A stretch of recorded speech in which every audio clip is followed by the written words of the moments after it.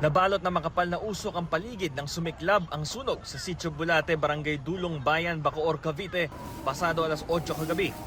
Magkakatabing bahay na 55 pamilya ang tinupok ng apoy. Ayon sa Bureau of Fire Protection, mabilis kumalat ang apoy dahil pawang gawa sa light materials ang mga bahay. Sinafety ko lang po yung pamangkin ko tsaka yung mga papeles namin. Papeles, tapos yung gasol. Konti lang naman po yung na-safety namin. Mabilis, sobra. Wala na iligtas kahit ano. Mga anak ko, mga pamilya ko, prioritize. Yun lang naman. Dagdag pa ng BFP, inakyat nila hanggang ikatlong alarma ang sunog. Hindi bababa sa 12 fire truck ang agad rumesponde.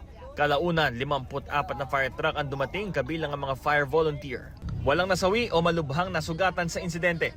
Humigit kumulang 375,000 pesos ang halaga ng pinsala ng sunog ayon sa BFP.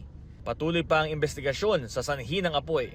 Pasado alas 9 na makontrol ang sunog at tuluyan itong naapula bago mag alas 10 kagabi. Nang humupa na ang apoy, may mga residenteng bumalik sa kanilang bahay para tingnan kung may maaari pang mapakinabangan na kalakal. Karamihan na may nagpalipas ng gabi sa kalapit na gym ng lokal na pamahalaan.